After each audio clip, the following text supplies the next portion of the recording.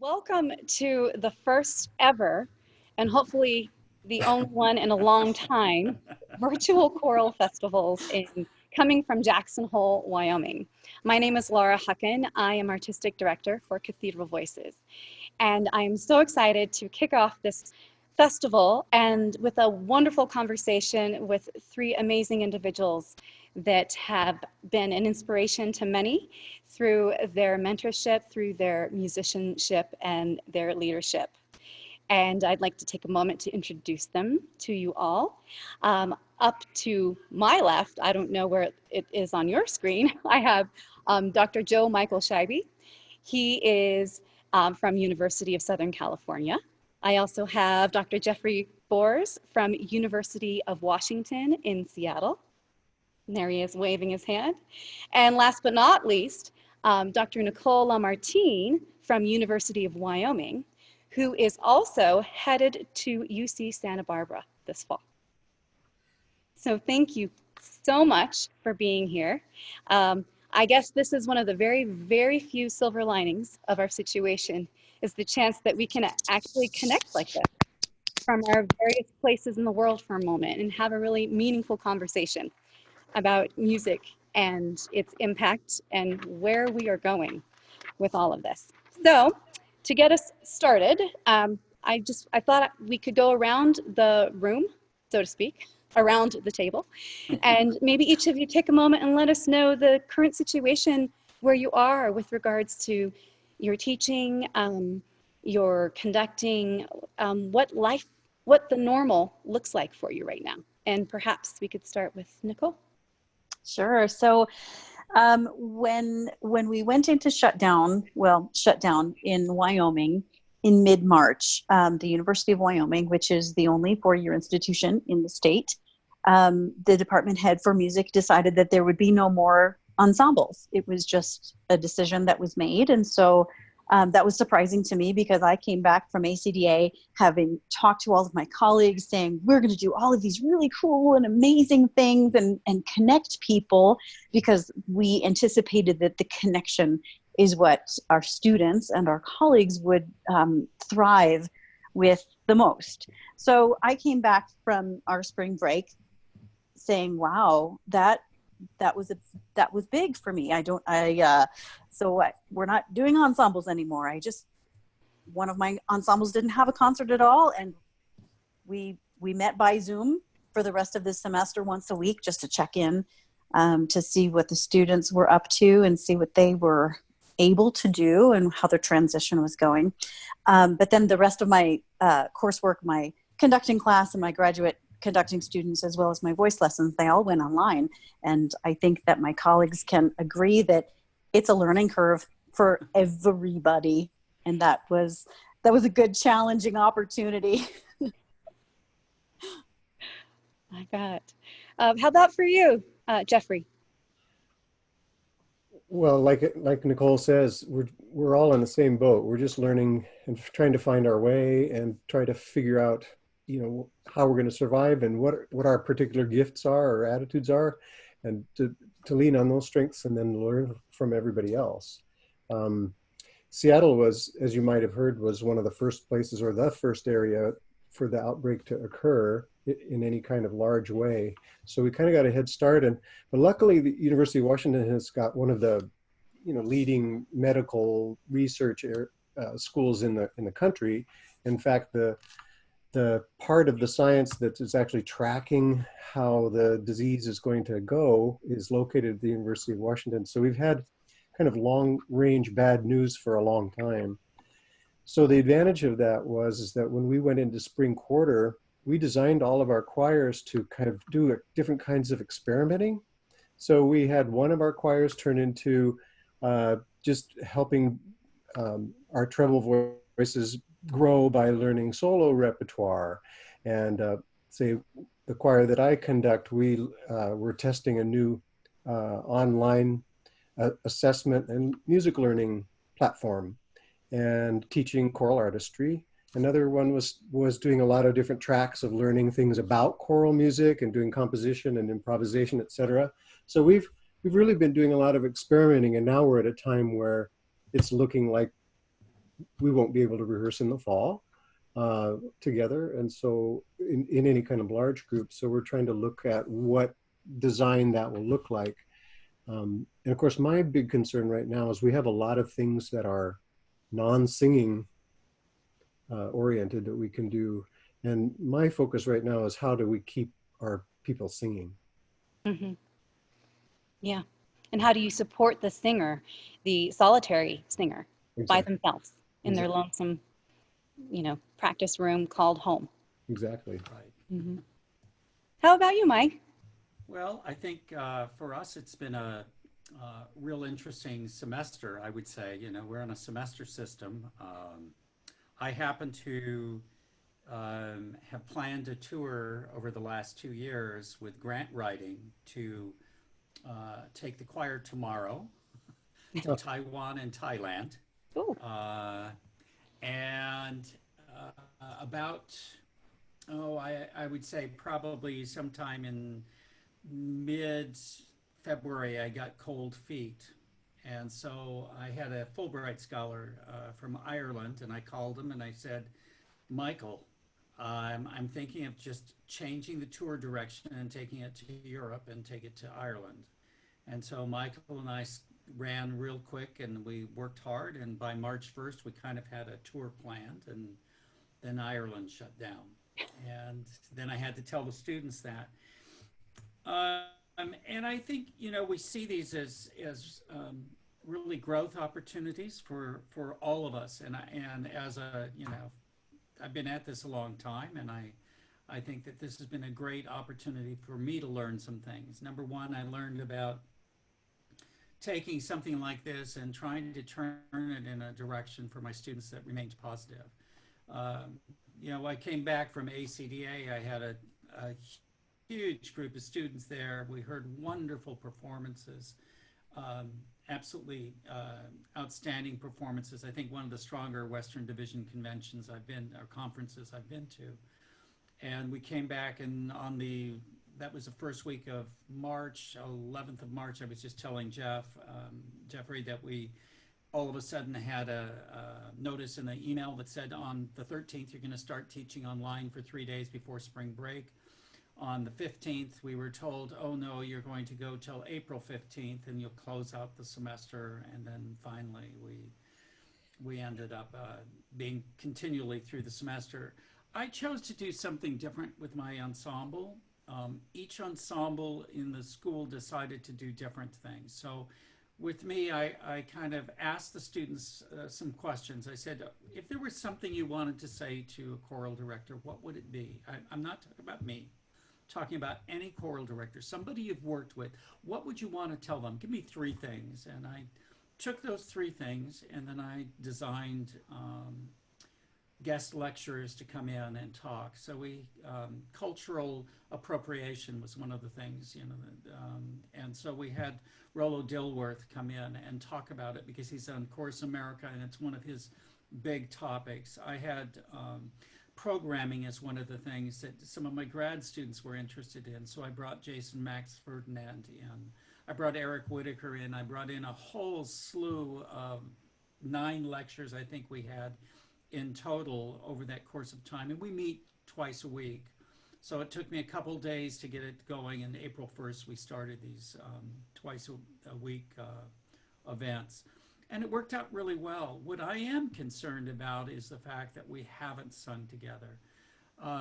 I was working on a viral video, which I can only say I abhor. But I was asked to do it by the administration, so okay, we're going to take it on.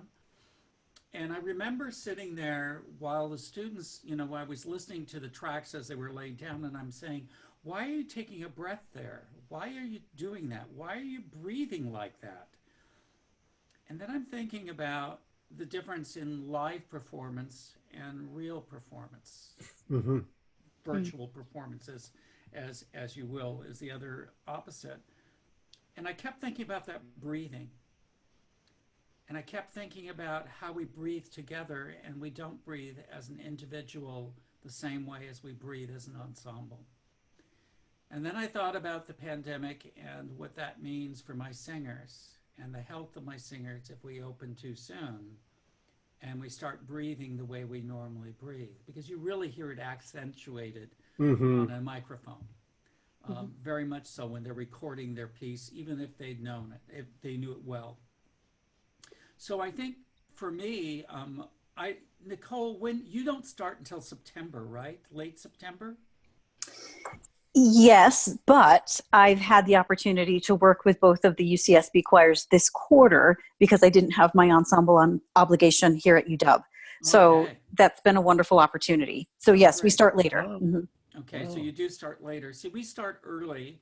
We start about I think the classes actually begin the 3rd week of August, and we have the students back 2nd week of August. And I know as a major metropolitan university like UW, and Santa Barbara in a sense is, that there's a great loss of music making. I mean, the LA Phil is taking a huge hit in their budget. I mean, it is humongous to think of what a major orchestra has to do. I have several students, former students, who are working at the LA Phil in both arts leadership in the LA Chamber Orchestra, and they're all saying the same thing.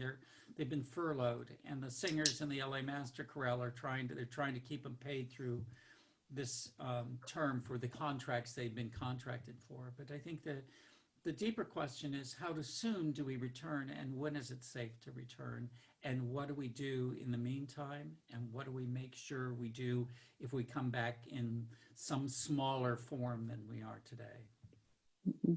So those are just some questions I pose. Yeah, Geoffrey, you looked like you wanted to chime in with a comment. Well, I just wanted to jump on what Mike was sharing about breathing, and it turned my brain to that we have to begin the conversation with our singers, and all of you that are gathered here watching today, about what is possible. And what is possible is that even though we can't hear one another while we're singing, and we're all singing alone, we're trapped in our little rectangles, and what we can breathe together, and that's the foundation of what it is we do. It's the lifeblood of what we do, is we breathe together and we shape our breath, and we breathe intentionally for resonance and for rhythm and just for the musical intention that is about to be uttered. And we think about it physiologically, our hearts start beating at the same time, and we start feeling one another's feelings. And whether it's quantum mechanics or magic or the Holy Spirit, whatever your worldview is, that is not dependent upon whether I'm 6 inches from you or looking at you here. We can breathe together, and our hearts will still beat together. And the empathy and the sinuousness that is choir community can still be had. And we just have to become really intentional about it, though, because it happens a little more naturally in a rehearsal room. Here, we have to develop it. And so I really thank you, Mike, for bringing that whole idea of how important breath is, and breathing, and shaping that, because that is really the starting point of what we can do. I'd like to hop in here. Go ahead. Go ahead. I was just going to say, I think we breathe as one. And I think that is that community that singers and choral ensembles in general are. Nicole. So absolutely, I agree with you both so fundamentally. And I was reminded of a study that was done in England, and I think it was in 2006 or so. And they put musicians in an MRI, and they put a solo person in the MRI, and they watched what happened to the brain when that person sang alone. And there were some, little fireworks here and there. But as soon as someone was standing outside of the MRI and they were singing together and they were making music together, an entire different part of the brain lit up, and so much more strongly than it did when they were singing alone in the MRI. So that study is just reminding me how important it is for this connection, this human connection. And I do believe it starts with the breath. And so now our challenge is to find ways that we can connect humanly through our breath and through that unspoken connection that we feel and we hear when we are singing together. So kind of taking that a step further, when it comes to your philosophy as a conductor and what you feel your obligation, your role is that you play for your singers, whether it's at college or if it's a community ensemble that you conduct, how has that changed? Or, you know, have you had different thoughts on what is my role now? I had a really neat meeting this last week with a bunch of college choir directors in the Northwest. And this came up not as a question, but it just kind of, we had our tail between our legs a little bit.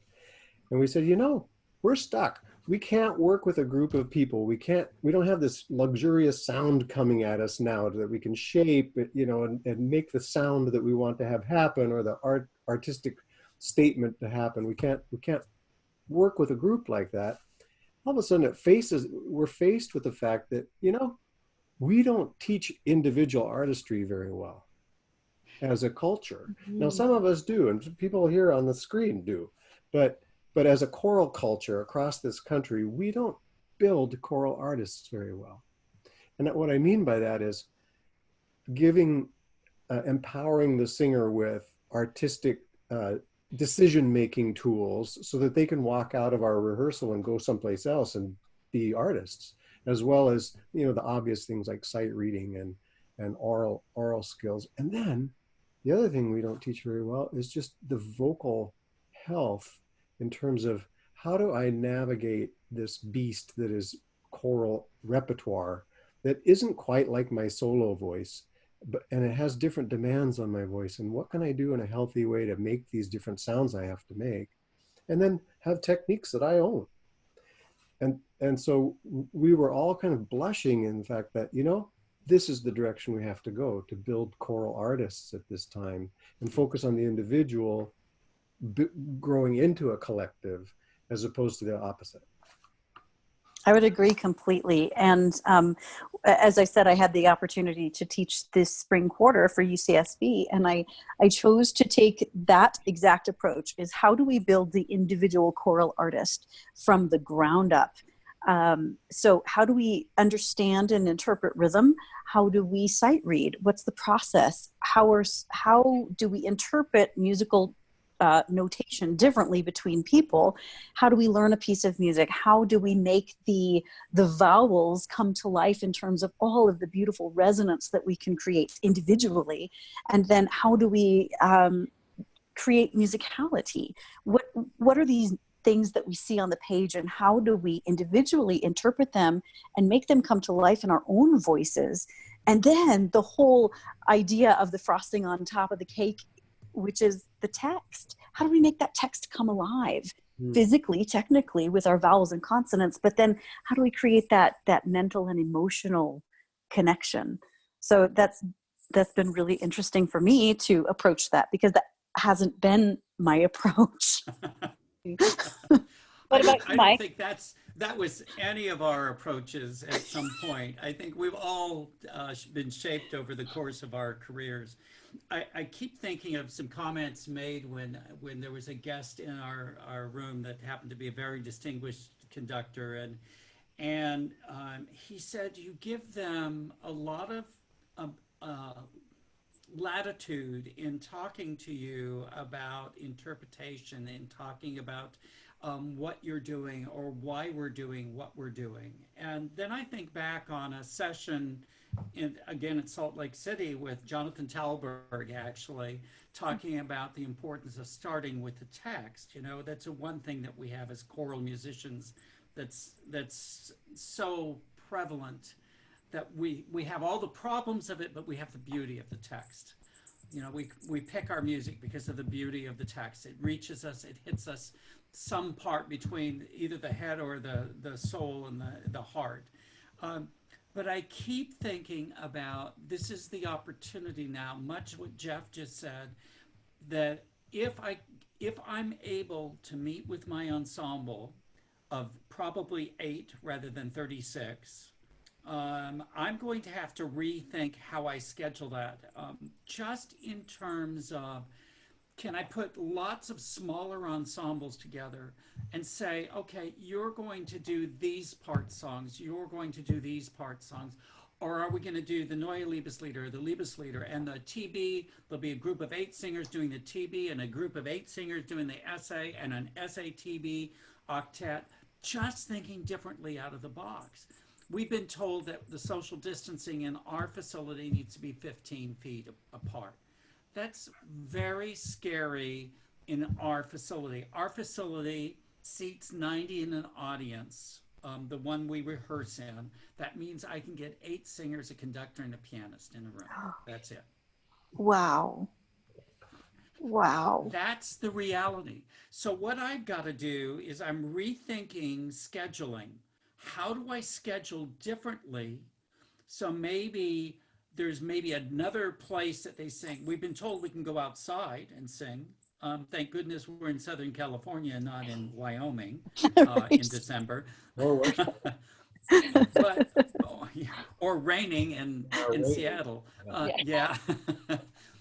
But what I'm thinking of is rethinking the rep and looking at maybe putting together a madrigal group and a part song group and looking at the repertoire that's out there, because there's this vast body of literature that I haven't spent any time with anymore. I did that as a high school teacher. I spent a lot of time with madrigals, but I'm thinking there's all this great rep. There's, the Trois Chansons of Debussy and Ravel. There's all of this great rep, the Hindemith chansons. I mean, you could do this great program using these small, and what it's going to do is it's going to teach them more independence. That's right. And maybe, Here. Get them to take responsibility. You're only going to meet with me once a week. I'll come in, and you've got to take care of this other stuff during the rest of the time. And when you come back, we hide singers in our ensemble, right? We are able to take a lesser singer and have them grow through that. Some of them grow, some of them stay where they are. And this gives us an opportunity to make some of this stuff happen. I wanted to just maybe take it a different direction too, which is to talk about the community choirs. I think it was Chorus America said there are 250,000 community choirs in the United States today. Is that the last reading I had of the document, the latest report? If I were a community choir conductor, I'd have to really be rethinking everything if social distancing is required. Certainly everybody's pointing to the people in the community choir out in Washington.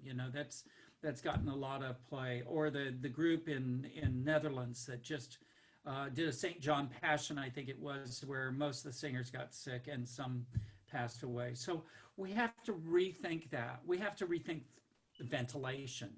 I mean, basic things.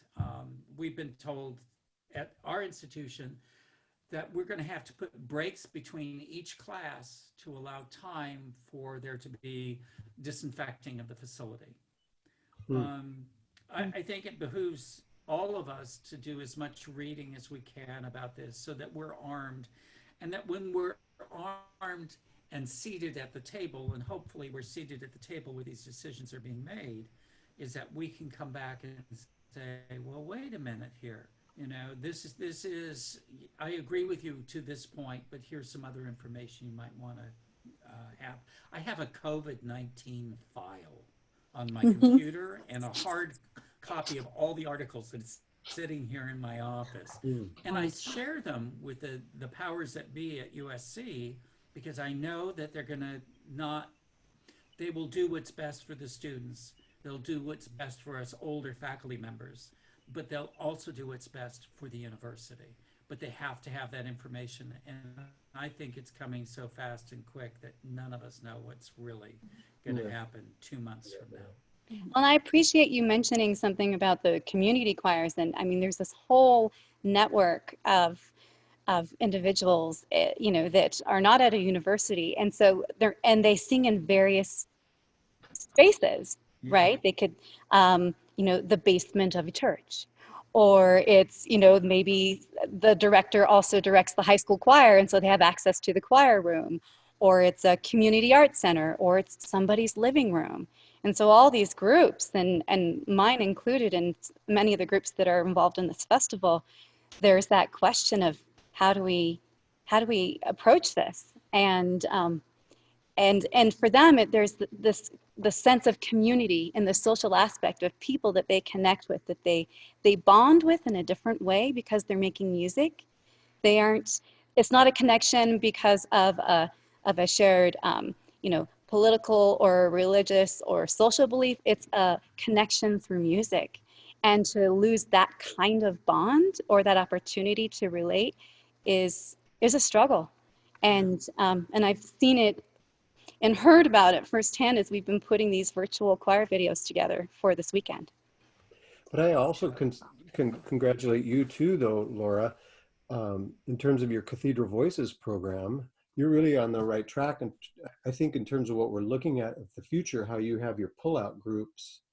And I think for a time, those pullout groups will be kind of where you have to live, whether it's a treble voices group or your voice is 8 and whatnot. You might have to develop different ones depending on, and I think I'm finding the same thing as a school or university teacher or working with public school teachers, that we might develop these smaller ensembles based on what the student needs or wants to learn.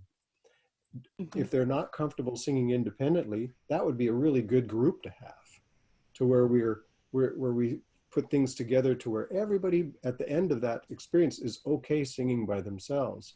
And then there are people that are okay singing by themselves and they want to build independence, then there's another group, and et cetera, et cetera. And we can define it by where we are in our journey as a choral artist. And community choir members have a real diverse background that way and diverse interests that way. And it might be really interesting to see how community groups divide up into small ensembles, maybe have a concert of small ensembles once things get to the point where we can begin performing as well. Yeah. I was thinking too, Laura, that especially for the community groups in the US, so many of these singers are avocational singers who may or may not read music. And I think many of them come to the community choral experience to learn music together. And it's that process of learning the music together that gives them a sense of confidence, a sense of place within the ensemble. And so how do we give them those feelings? How do we provide an experience that replicates that experience that is not a full choral rehearsal?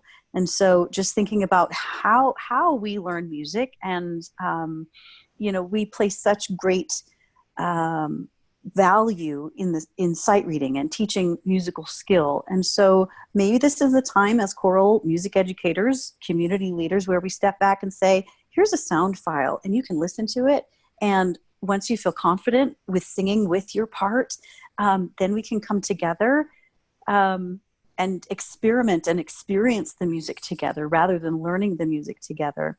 I think that for so many of these community members, it's a real loss that they're feeling. We're all feeling it, but I think especially for the community singers, because it might be their one time during the week where they get to come together and really do something that is different from their everyday experience. Yeah. Well, and I think there's also the ability of doing some unison things. There is a beauty of that unison singing, whether that's Dallas conference, where there was a German choir that sang Down by the Sally Gardens, the Britain, and did this absolutely unison. It was a TB ensemble, and they did this entire piece unison. It was the most beautiful artistic thing I'd heard. I remember Toronto Children's Choir, the first time I heard them at San Antonio, I think it was, the San Antonio conference. Beautiful setting, unison. We can teach so much good voice. We can teach them intonation. We can do all of that. We can do it with whomever's in the room.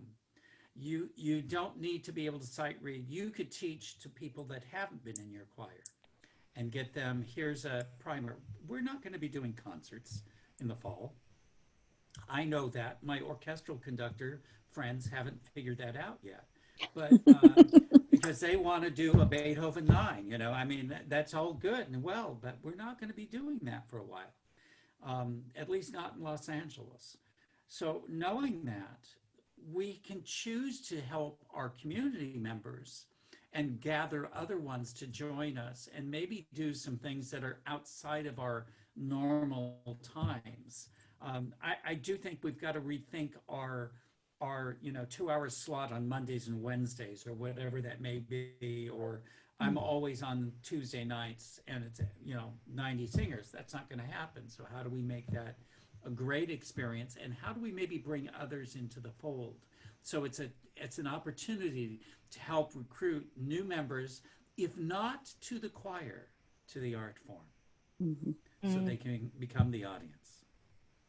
Well said. I wanted, we'll keep talking, but I did want to mention that, we are on YouTube Live. And so anyone who is listening in, if you have any burning questions, just let us know in the chat below the video and type it in and let us know if you have any questions for Mike or Nicole or Geoffrey about the state of singing. So please feel free to chime in if you'd like to.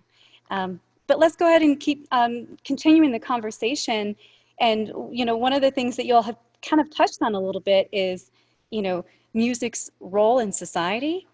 And I'm just curious if it sounds like we have an opportunity to rethink everything, how we do it, where we're going to do it, with whom, and then the question is why. And, so I guess I would pose the question to you, how has music's role in society changed? Or do you feel it is changing amidst what's happening now?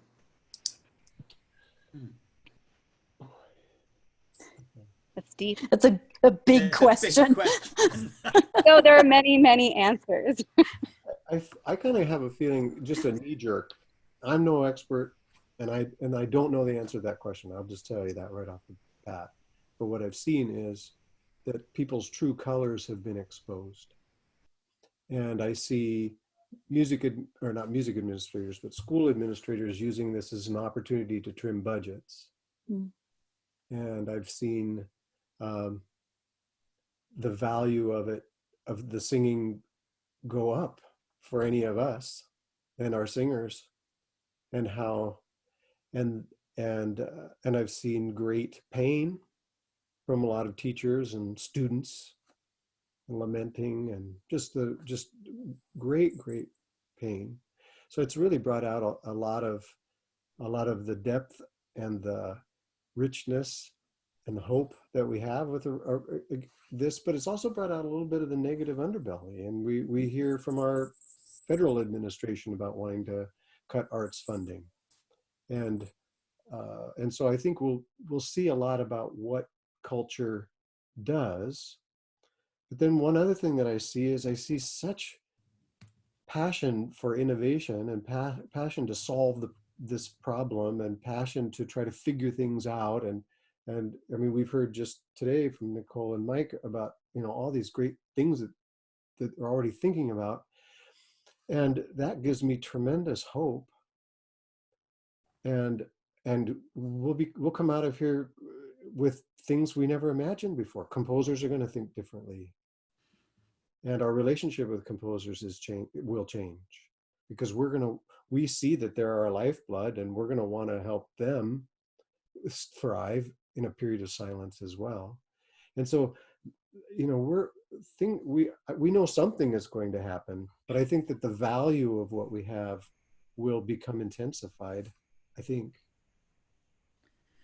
I'm remembering that yesterday was our graduation at USC, and the outstanding grad happens to be a singer in my chamber singers, but he was basically a pianist. He's a collaborative, he's actually a concert pianist. He's sang for 3 years with me, and he was asked what his highlight of his 3 years at USC, or 4 years, was at SC.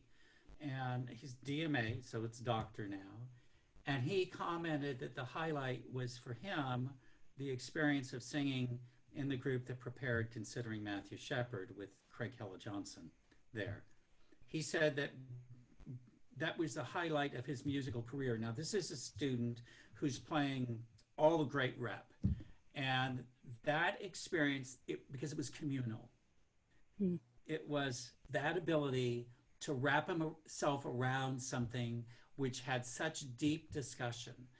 I think that the music that's being written today is very, very deep. It's not to put down anything from dead white guys in the 18th century, but it is to say that there is this depth of repertoire, and there is so much music out there. So if I'm a composer and I now need to rethink how I write, and I think a lot of them will, I think there's already a lot of writing for orchestras going that way, or small instrumental ensembles. We're seeing a lot of that taking place. People are finding careers, not just in string quartets, but in odd combinations of instruments. I think there's some great possibilities. And I think that the composers are itching to get there too. I think that my colleagues, I know in talking to the comp program at SC, the faculty there, they're all itching to go with smaller works as well, to have students write works, for us to maybe give that student the opportunity maybe they wouldn't normally have had as a freshman or sophomore. So that they get a voice in the room with 8 singers gives them tremendous information that they can go and take forward with that. I think the status of choral music as of March 1st of 2020 was pretty darn good. I would say that in my looking at the United States and where it is today, in general, and I was a person who lived through Prop 13 in California, where we were decimated in the 1970s, and I was a high school teacher at that point.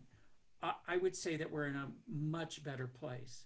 We have much more technology. We have many more resources. We have people who are daring with their compositions.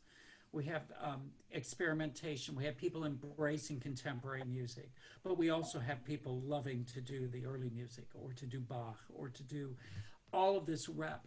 What a wonderful system that is. And then we have, excuse me for saying this, YouTube, where people can find great literature as well. I mean, I used to have to go through all the scores at the piano by myself, took thousands of hours every year. I still do that. But if I don't know a recording and somebody says, hey, have you heard this? I can go to YouTube. I don't have to wait for the album to come out, or I can go on Apple Tunes and pick it up, So I think we're in a better shape. I think the health of professional music is better than it has been in quite a while. I am concerned about some colleges and institutions closing because of this, and because of the budgetary concerns for small arts organizations and funding, which seems to be a question about support from NEA and NEH, those organizations that do support us.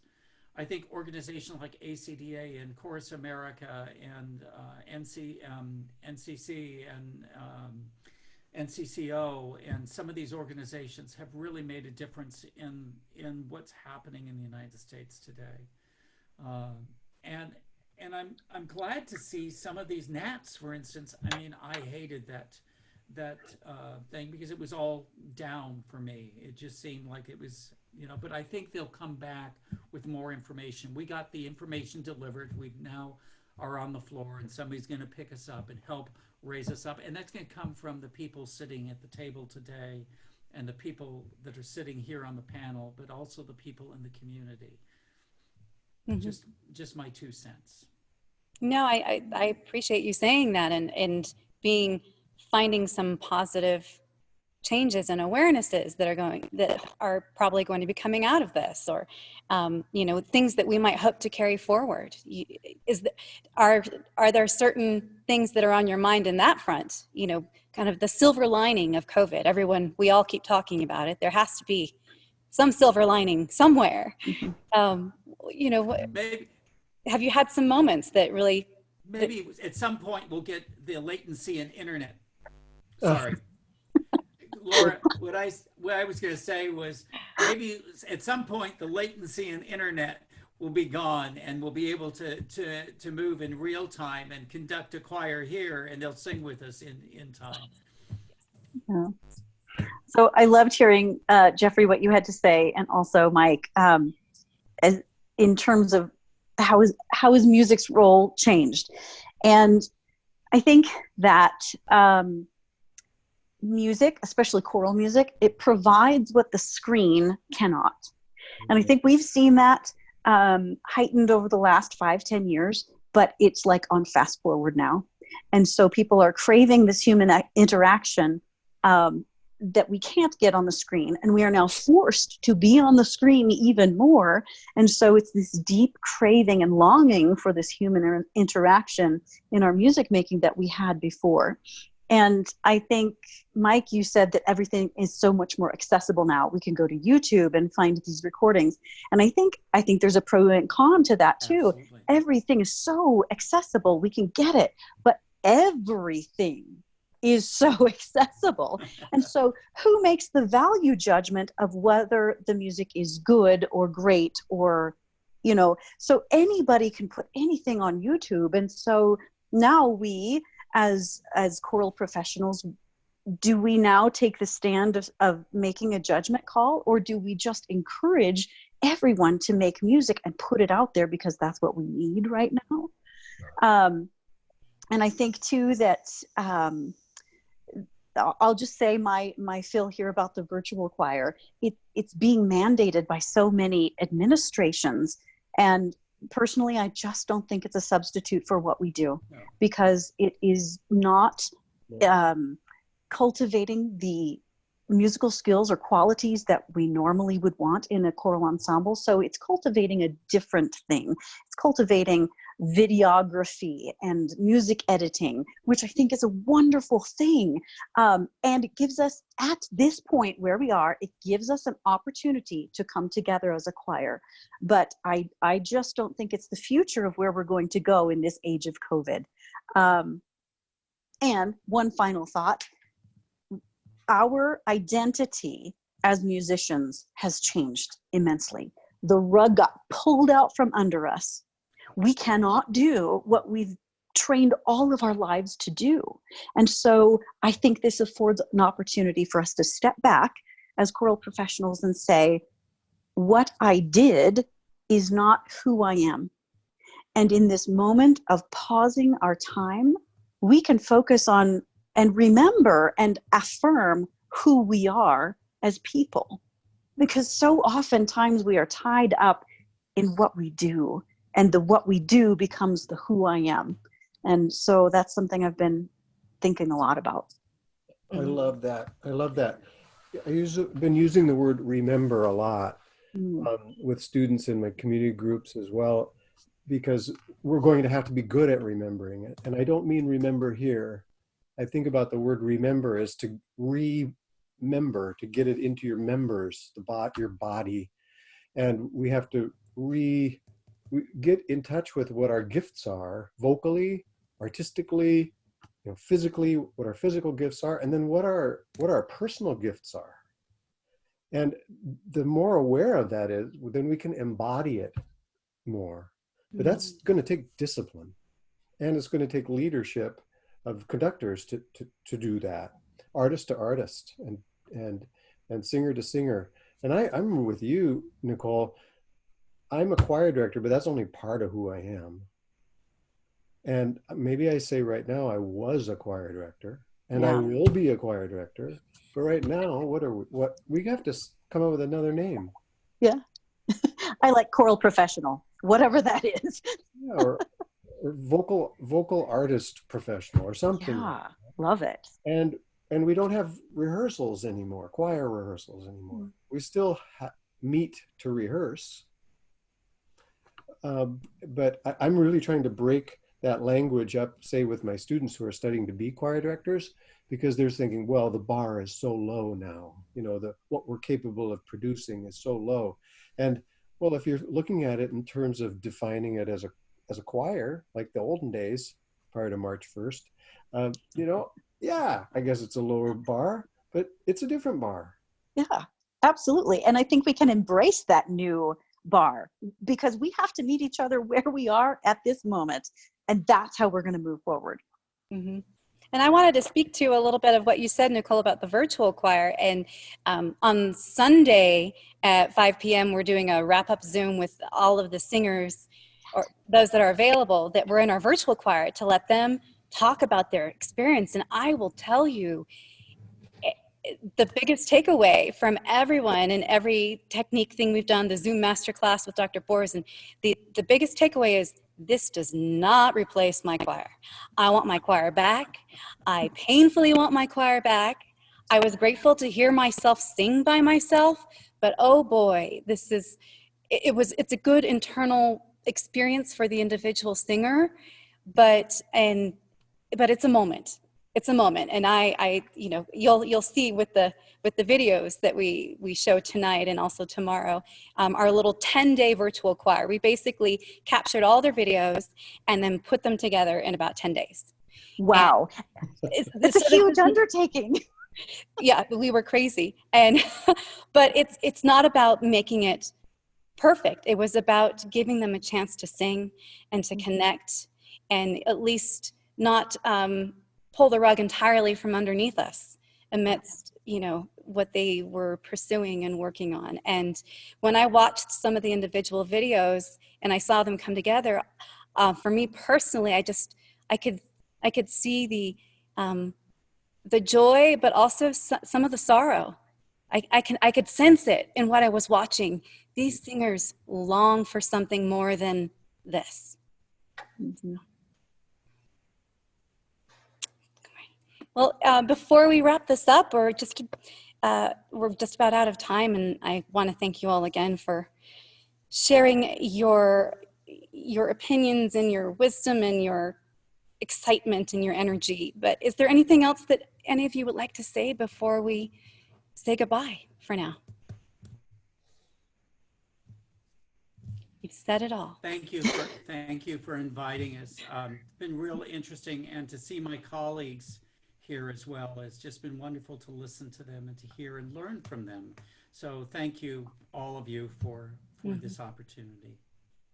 I agree, absolutely. Every time I've done one of these collaborative sessions during the time of COVID, it lifts me up in a way that I didn't know I needed. And so Thank you, Laura, for putting this together, not only for us three here on the screen, but for everybody who is watching. Yeah, I want to echo that. Laura, you've become my hero over these last weeks. Your heart that you've shown and your drive and desire to create something for the people of that part of the state is just remarkable and honorable, and I just really admire your work. And the Jackson area is just blessed to have you. Thank you. Thank you so much. And if I can do something sort of, well, no, it's not silly. It's important before we go, and that is just to acknowledge, because I know this has come up in our conversation, the funding and the support and how that's really needed, especially now that singing is essential. Singing is of value, and it's important to everyone's vitality, let alone their sanity. I would like to just shout out and give some thanks where it's needed, and that's to the Wyoming Arts Council that is funded by the National Endowment for the Arts and the Wyoming State Legislature for supporting this festival among many other arts events around the state. They have done tremendous things to kind of help the individual artist and also through the CARES Act to try and support groups that are hurting and struggling as they look down the road.